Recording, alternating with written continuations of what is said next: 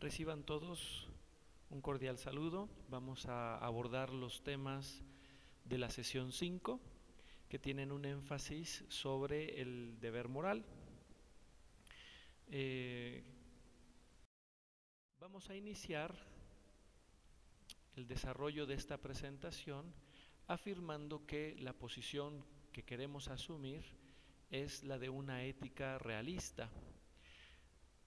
Uno de los textos que abordamos nos permitió ver que existen distintas posiciones desde las cuales se puede abordar la ética y que de entre las que se podrían categorizar encontramos 5 posiciones en total, pero de ellas una corresponde a lo que podríamos llamar una posición desde la primera persona. Y las otras 4 son aquellas que son desde la tercera persona. Lo que caracteriza a la primera persona es justamente que se pregunta por la vida buena y en este sentido también pregunta por las virtudes, es decir, por el modo de vida que puede lograr esta vida buena.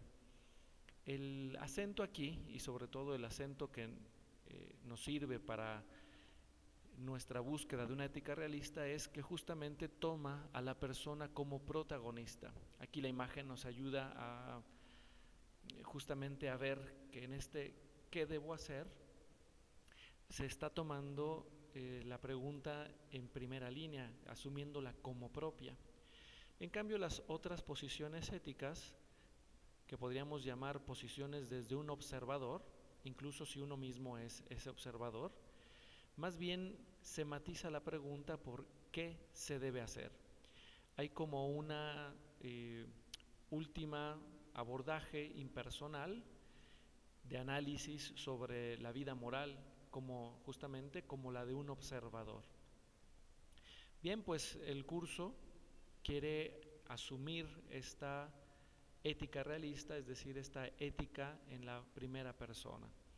Más detalles sobre las particularidades de cada una de las posiciones serán vistas en sesiones más adelante. Bien, pues lo que ahora nos toca abordar es la cuestión sobre la experiencia moral como presupuesto de un realismo ético. El texto de Millán Puelles nos indica que hay 2 presupuestos fundamentales para que una ética sea realista.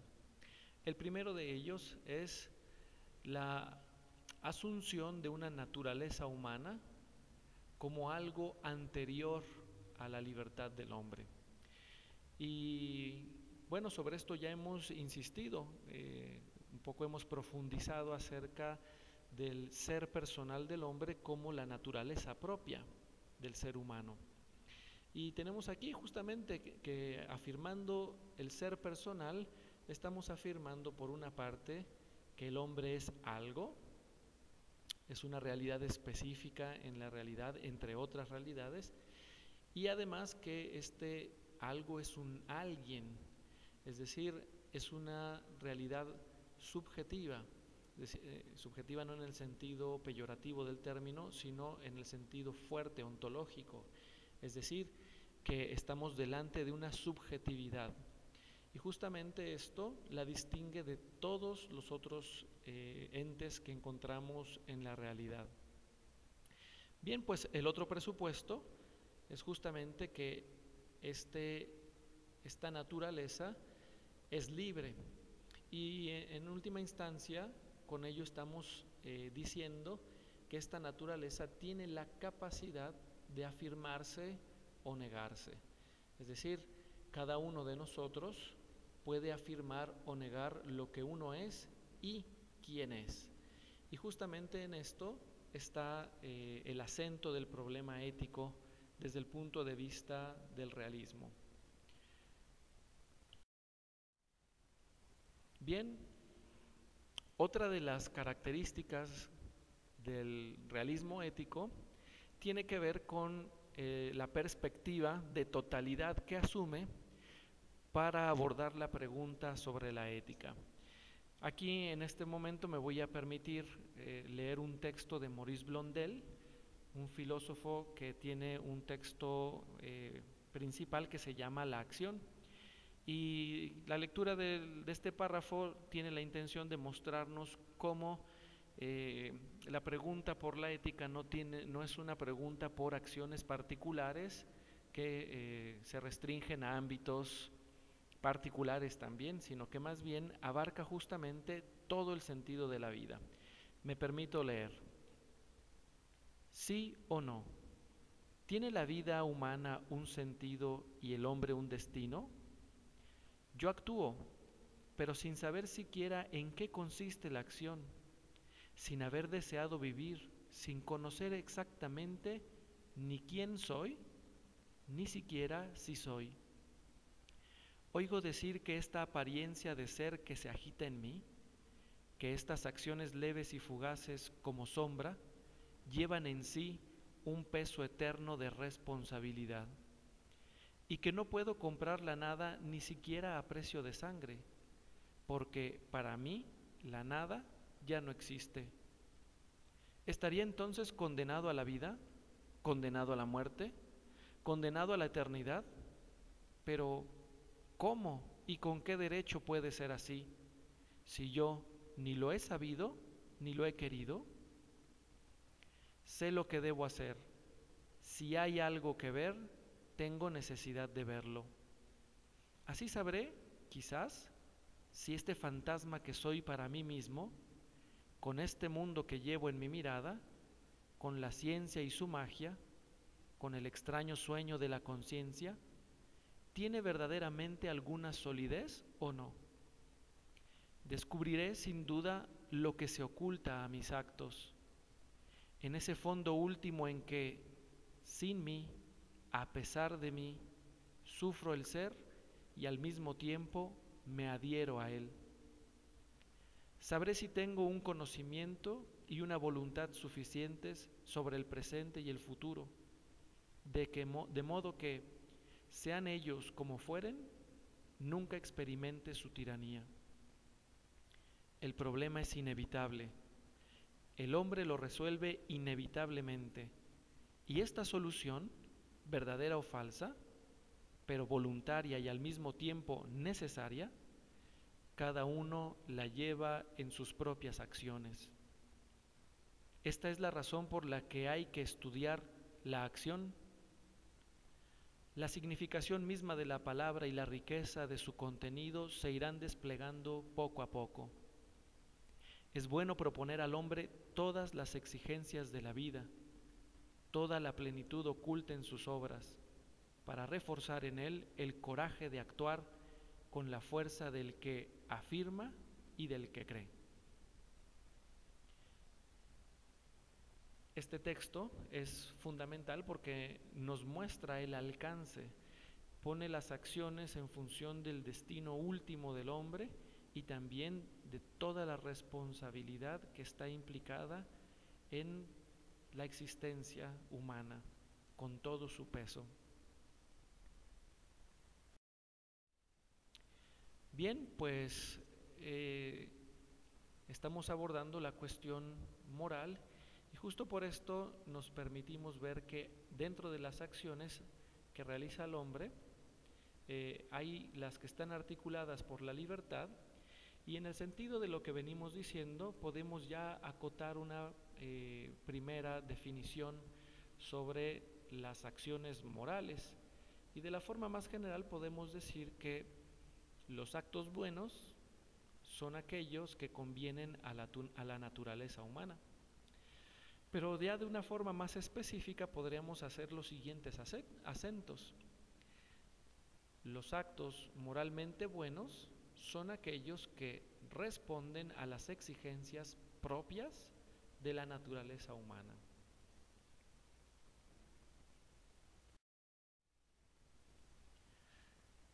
Queda entonces en cuestión qué hemos de entender por naturaleza humana. Y pues existen, digamos, siempre una intuición que el sentido común nos ofrece respecto de lo que esto puede significar. Pero ya de una forma más precisa, y en este sentido la imagen del Ícaro de Matisse nos ayuda de gran manera. Lo que podemos entender por naturaleza humana es justamente un conjunto de exigencias que están inscritas en todo hombre. Es decir, la naturaleza humana, con todas sus dimensiones, espiritual, corporal, social, política, etcétera, etcétera, todas están atravesadas como de un denominador común, que podríamos decir, todo hombre desea saber la verdad, todo hombre quiere vivir la justicia, todo hombre desea amar y ser amado, todo hombre desea la plenitud, el cumplimiento de su propia existencia, es decir, desea la felicidad. Hay una intuición que todo hombre lleva en sí respecto de lo que significa esta naturaleza humana. Aquí la indicación de la tribu Imba me resulta útil porque tienen una costumbre que es muy indicativa respecto de qué pueda significar esta naturaleza humana. Se dice que las mujeres Imba, cuando han decidido concebir un niño, primero, antes de las relaciones sexuales, tienen, se van en la soledad, y hasta que no conciben una canción que represente esta bondad de la existencia del niño que nacerá, no van y se unen con su esposo.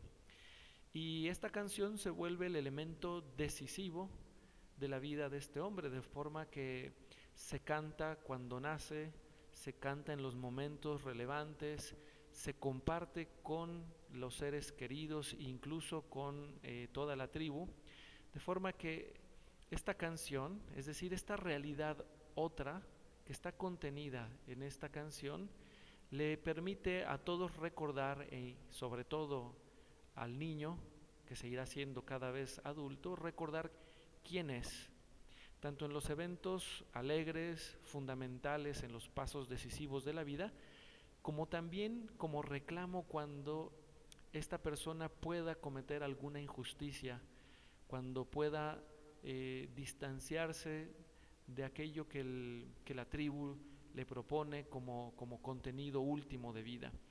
Y cuando alguien comete una injusticia, el pueblo le canta esa canción de forma que él pueda recordar justo esta inocencia primera que le constituye, y que podríamos decir que le constituye, y igual que en el cuadro de Matisse, ese punto rojo le recuerda quién es, qué es y quién es. Sobre esto, claro, se puede profundizar y tendremos que hacerlo, pero esta es una indicación fundamental que está presente, ya vimos, como uno de los aspectos para una ética realista. Bien, pues ahora está la pregunta por el segundo factor, es decir, la pregunta por la libertad. Yo aquí me permito ofrecerles una definición que he ido elaborando al paso de las clases que he dado durante bastante tiempo, y esta sería la enunciación. La libertad es la posesión de un bien verdadero elegido autónomamente.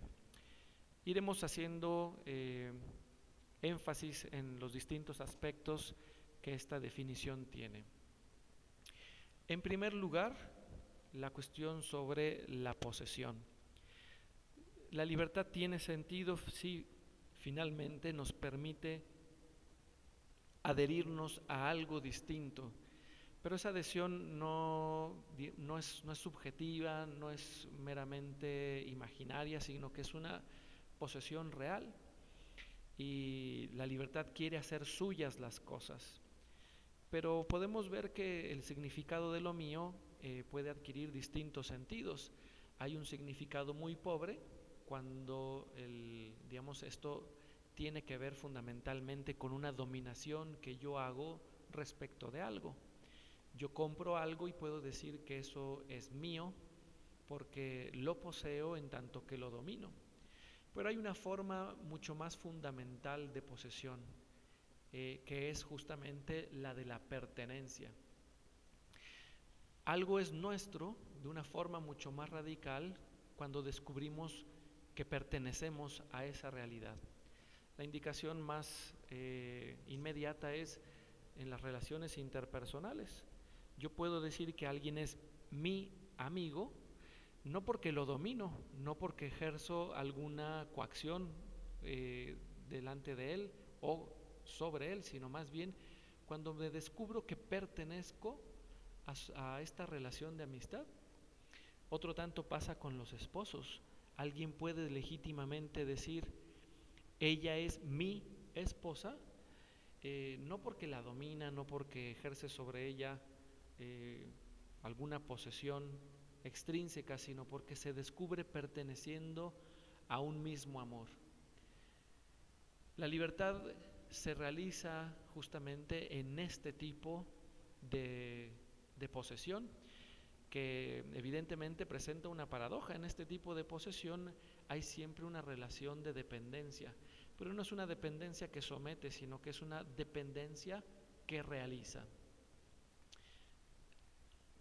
El otro factor es pues que de nada sirve poseer un bien meramente subjetivo o un bien aparente, sino que es fundamental que este bien sea verdadero. Y con verdadero lo que estamos diciendo es una afirmación o una insistencia en lo que dijimos desde el inicio. Es decir, el bien verdadero del hombre es poder poseer aquello que le hace crecer más como persona. Perfectamente sabríamos o podemos entender que aunque la droga es un bien para el adicto, no es un bien verdadero porque no le hace crecer en tanto que persona.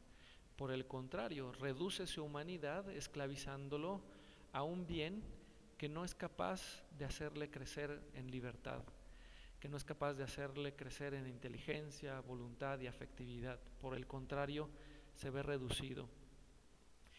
Bien, pues el bien que busca la libertad es un bien que hace crecer a la persona humana. El otro elemento que es fundamental y que tiene una polaridad que ahorita vamos a desvelar es el elemento de la elección. Es fundamental que la libertad pueda elegir ese bien verdadero. Y la elección tiene dos acentos. Uno es muy positivo. El elemento positivo de la afirmación de la elección radica en la autoafirmación. Cuando yo elijo, hay un momento en el cual me percibo siendo yo quien elige. Y esto es fundamental porque el ser humano necesita conocerse como un individuo y como un yo que es capaz de actuar en la realidad. Sin embargo, este elemento de la libertad tiene también un contraste.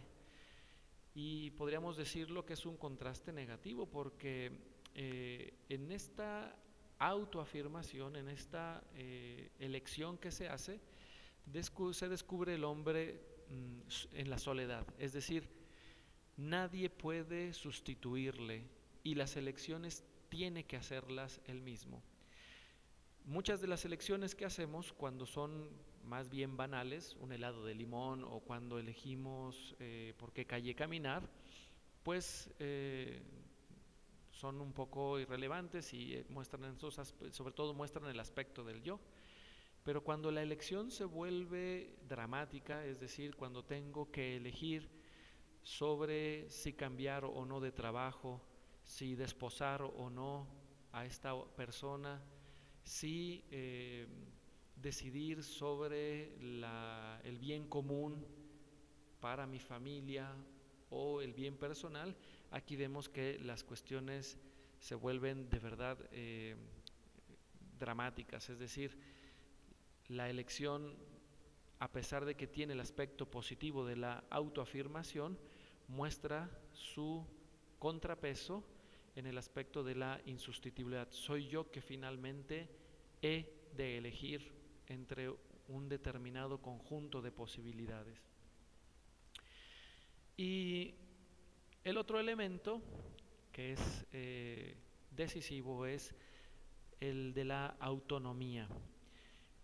Justo como decíamos ya, implicado con el elemento de la elección, nadie puede elegir por mí, y el camino de madurez reside en que cada vez yo pueda realizar estas elecciones de una forma más autónoma. Claro, el niño que vive con sus padres, que es un niño pequeño, se siente libre a pesar de que la mayoría de sus elecciones son heterónomas, es decir, realizadas por otra persona. Y en gran medida el camino de crecimiento que debe hacer es justamente el de crecer en autonomía.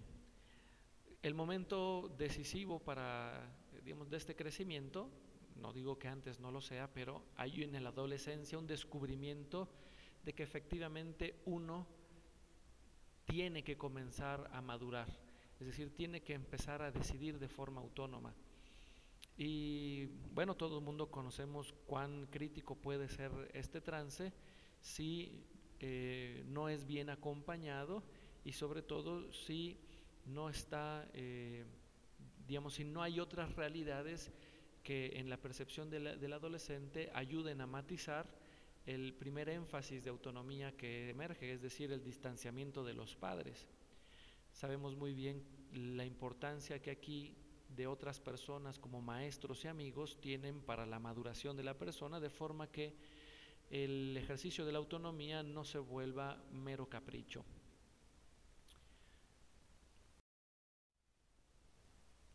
Pues bien, la libertad se juega de una manera muy particular delante de eso que conocemos como deber moral. Y aquí uno de los grandes aportes a la filosofía que encontramos en el pensamiento de Emmanuel Kant es una distinción entre lo que podríamos llamar imperativos hipotéticos e imperativos categóricos. Es decir, son instancias en las cuales la libertad, la conciencia percibe que está delante de algo que debe realizarse. La diferencia entre estos dos tipos de imperativos está en que el imperativo hipotético se articula de forma condicionada. Tiene la forma del sí, entonces debes. Por ejemplo, si quieres comprar un coche nuevo, debes ahorrar. No es necesario.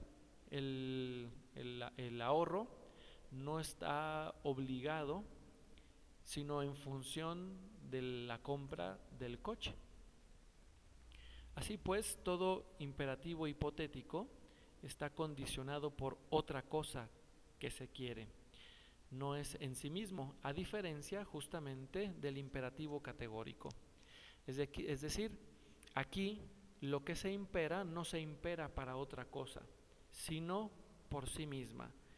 Aquí podemos encontrar todos los contenidos de los mandamientos, digamos los 10 mandamientos que vienen en la Biblia, están estipulados como imperativos categóricos. Y en gran medida, muchos de los derechos humanos sí están bien fundamentados en la dignidad de la persona humana, y sobre todo, digamos, sobre el imperativo categórico fundamental que es afirmar a la persona por sí misma. También están postulados como imperativos categóricos. Por eso, digamos, la imagen de Mafalda nos hace pensar justamente en esto.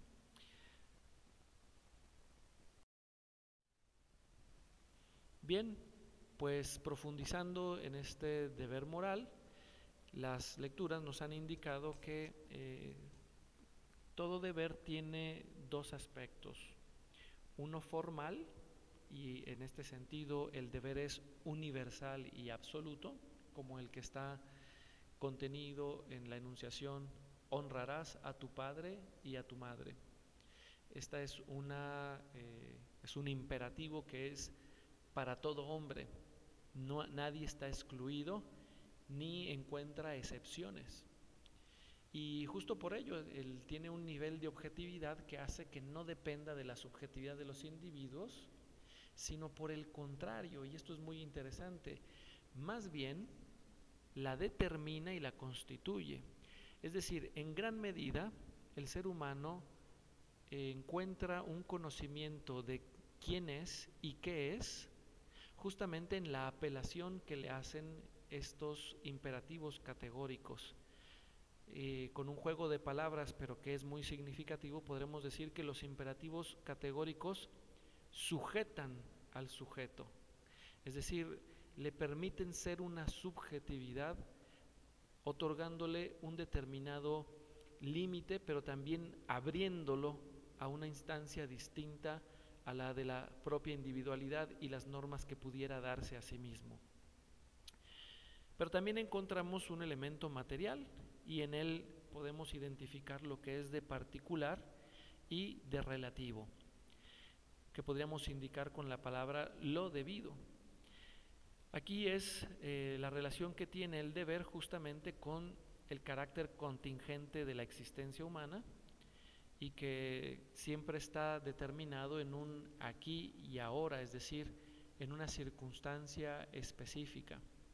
Y pues entendemos que no es lo mismo vivir en México que vivir en China, no es lo mismo ser hombre que ser mujer, no es lo mismo ser niño que ser un hombre adulto o un anciano, no es lo mismo contar con todas las capacidades o sufrir alguna discapacidad, no es lo mismo sufrir una enfermedad que estar en la salud, etcétera, etcétera. Todas estas cuestiones están presentes en nuestra consideración sobre el deber, no las podemos excluir, porque si no caeríamos en una subjetividad abstracta que finalmente no encontraría ningún caso real en la existencia, porque nadie actúa moralmente con independencia de sus circunstancias.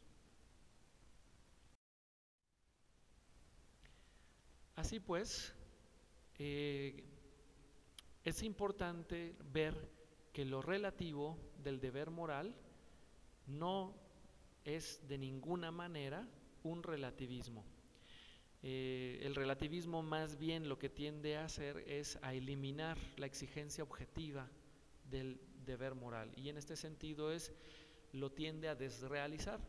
Los principales modos, digamos, en que una ética se vuelve una ética relativista y con ello podemos decir no una ética realista, es reducir el carácter objetivo a un asunto meramente emotivo o a un asunto de cuestión histórica o social, ¿no?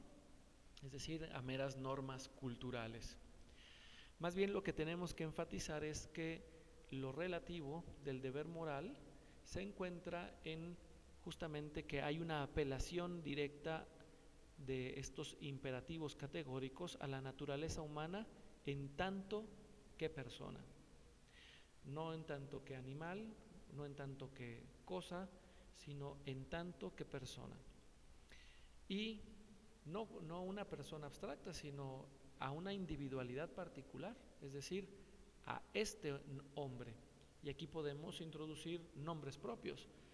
El deber moral apela a Christian Ducker, apela a Juan, apela a X, Y, Z persona. Y finalmente este hombre particular vive la existencia en una circunstancia y de la que él mismo participa y en la que se encuentra. Estos elementos son fundamentales porque justamente a través de ellos podemos entender la complejidad de las múltiples respuestas que se dan en el orden de la ética.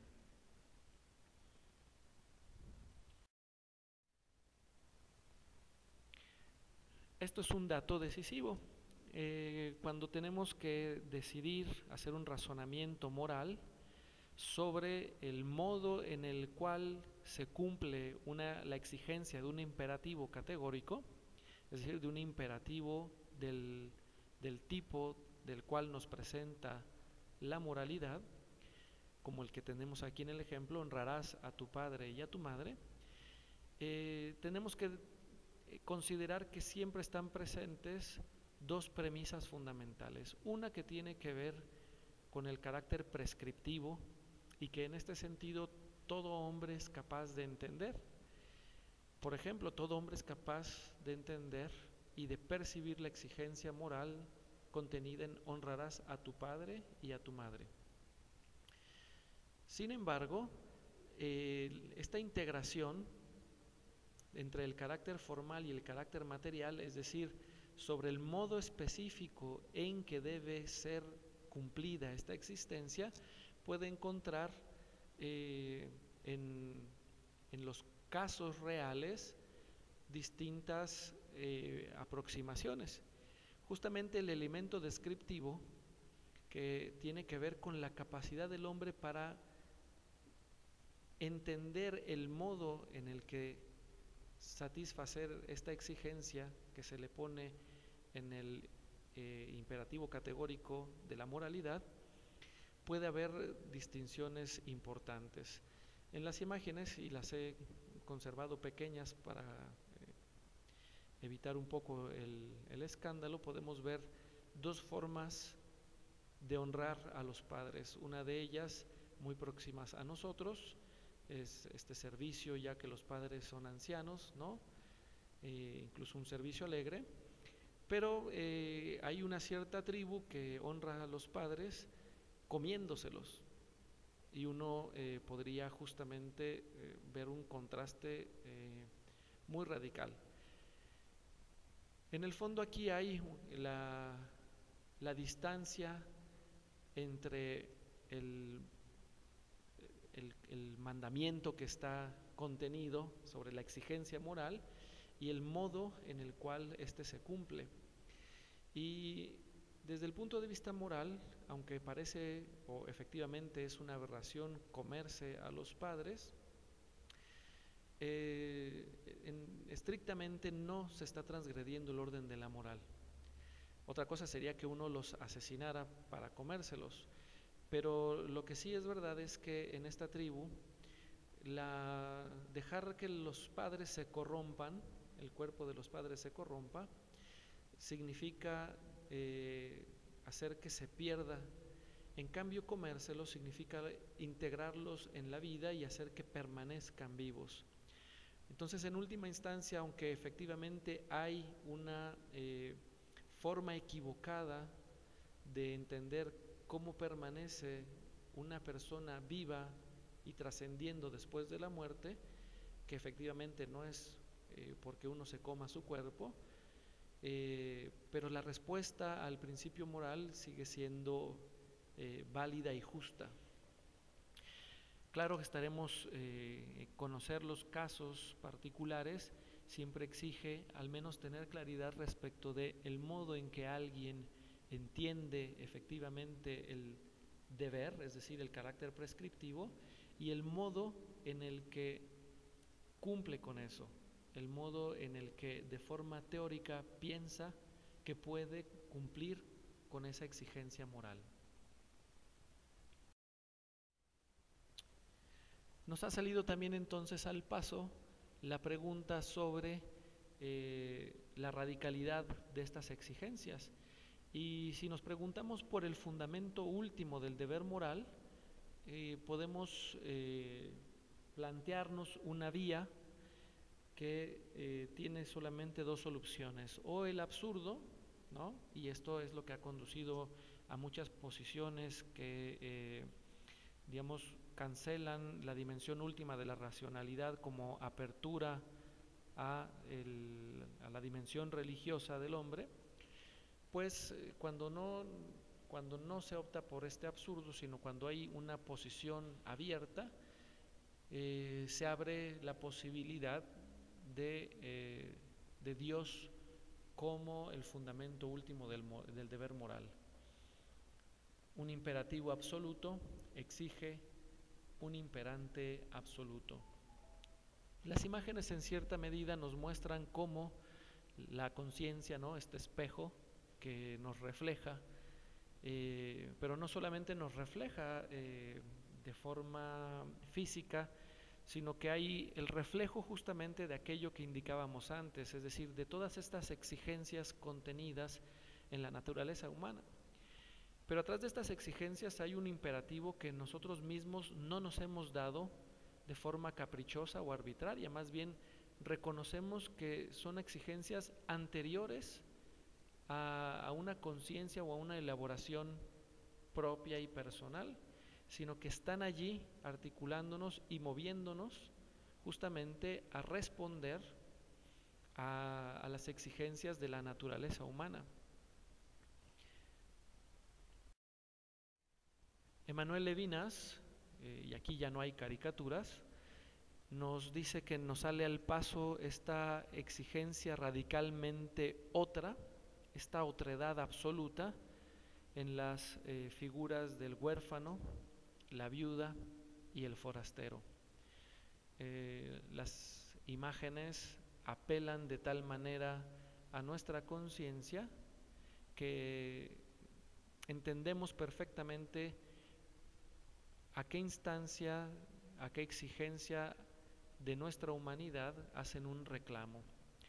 Y estas realidades no tienen nada de abstractas, son justamente realidades que nos condicionan y que justamente nos ponen en la encrucijada de mover la libertad, ya sea para evadirse o ya sea para asumirse plenamente como un sujeto capaz de responder a esa otredad con la absoluta desproporción que aquí vemos.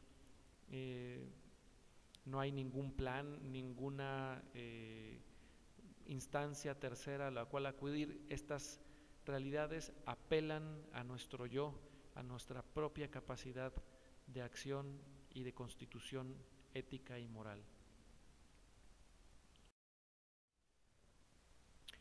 Finalmente está este texto de los valores morales, en el cual aquí me he permitido resaltar las características fundamentales que habría que haber ubicado y que complementan, porque justamente son los valores morales aquellas realidades que están puestas delante de nosotros como una exigencia, como un imperativo categórico y que nos permiten crecer como personas. Leo simplemente las afirmaciones. Es el valor propio de las acciones libres, es decir, no de otras, no de las no libres, solamente las acciones libres pueden ser calificadas de morales. Las respuestas afectivas, ¿no?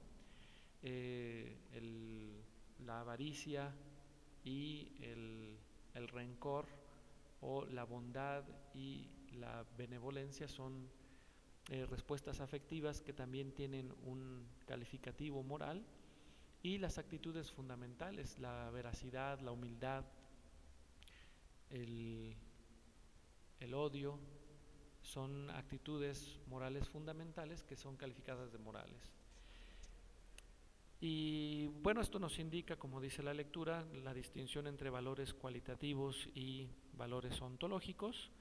Siempre los valores cualitativos se caracterizan por ser polares, es decir, tienen un valor que se les opone. Solamente los seres personales son portadores de valores morales, y no solamente esto, sino que se es responsable de tenerlos o no en tanto que uno es una persona, y por ello siempre implican mérito o culpa. También vemos que estos valores morales siempre están dirigidos a nuestra conciencia y por ello tienen un tinte de seriedad y gravedad muy particular que los liga siempre a que la respuesta a ellos está sujeta a la recompensa. En cambio, la transgresión de los mismos conlleva implícitamente o explícitamente la necesidad del castigo. También podemos entender que no se puede prescindir de ellos en tanto que seres personales, y por el contrario se exige la posesión de todos ellos, justamente porque son el mayor bien para la persona, y la falta de cualquiera de ellos la disminuye de una forma tan grave que, como no la disminuye algunos otros tipos de valores, como por ejemplo una inteligencia brillante o una belleza física, etcétera, etcétera. Y justamente esta radicalidad y esta relevancia de los valores morales para la vida de la persona y su crecimiento nos muestra la conexión que tienen con la vocación trascendente del hombre. Aquí les invito a detener la presentación para poder ver el video que aquí les propongo y después continuar con la explicación que viene en la siguiente, a la siguiente paso. Bien, pues centrándonos solamente en uno de ellos, después de lo visto podemos entender que la acción de Robert Rull pues nos muestra que la acción, la respuesta afectiva y la actitud de este padre que perdona al asesino de su hija son moralmente valiosas. Solo una persona es el portador de semejante valor. Más aún, nos muestra que es necesario perdonar para poder ser libres. Y de ello se es responsable y por lo tanto digno de mérito o de culpa. También nos muestra que el acto de perdón apela a su conciencia con toda la gravedad y la seriedad de la vida. No es algo que pueda ser tomado a la ligera, que ese acto de perdón es digno de recompensa. Eso es evidente en el video que hemos visto. Y de ello da testimonio la paz interior y la apertura a la vida que tiene este hombre. También este acto de moralidad nos hace comprender que este acto de perdón no exime a su portador de otros valores morales como la pureza o la honradez. Al contrario, exige todos los demás valores morales, pues no serían tal si fueran otorgados solo para humillar o por pura vanidad. Lo que descubrimos es que la posesión de este valor es el mayor bien para la persona. Sabemos que aquellos que no logran perdonar o que logran perdonar, sobre todo si no lo hacen, son carcomidos por un odio que a la larga les consume la vida. Y por último, en este acto de perdón se nos hace patente algo de otro mundo, algo a lo que todos estamos llamados y que apunta más allá, apunta a una plenitud a la que todo hombre está llamado. Finalmente, y de esto de una forma muy rápida, si bien los valores morales se plantean con este carácter absoluto, existen ciertos valores que, si bien no tienen tal fuerza, sí son muy relevantes para la vida moral, y es lo que podemos llamar valores moralmente relevantes. Representan todos los bienes y estados de cosas ante los cuales se exige moralmente, o al menos es moralmente bueno, responder de modo correcto. Un ejemplo muy simple es que, para decirlo de una forma un poco directa, nadie me dará un premio por mantener limpio mi cuarto, o de una forma más radical, no me voy a ir al cielo, el crecimiento de mi persona no consiste completamente en que yo tenga ordenado mi cuarto, por ejemplo, aunque moralmente el orden y la limpieza sean fundamentales para la vida moral, no son ellos estrictamente valores morales, pero sí son valores moralmente relevantes. Frente a estos valores, claro que hay actitudes que son indispensables, como el respeto y el cuidado, la protección y justamente el procurar que no falten en nuestras vidas y que estén presentes. Con esto terminamos la presentación, les agradezco mucho su atención, esperando que haya enriquecido el trabajo que se encuentran haciendo. Hasta pronto.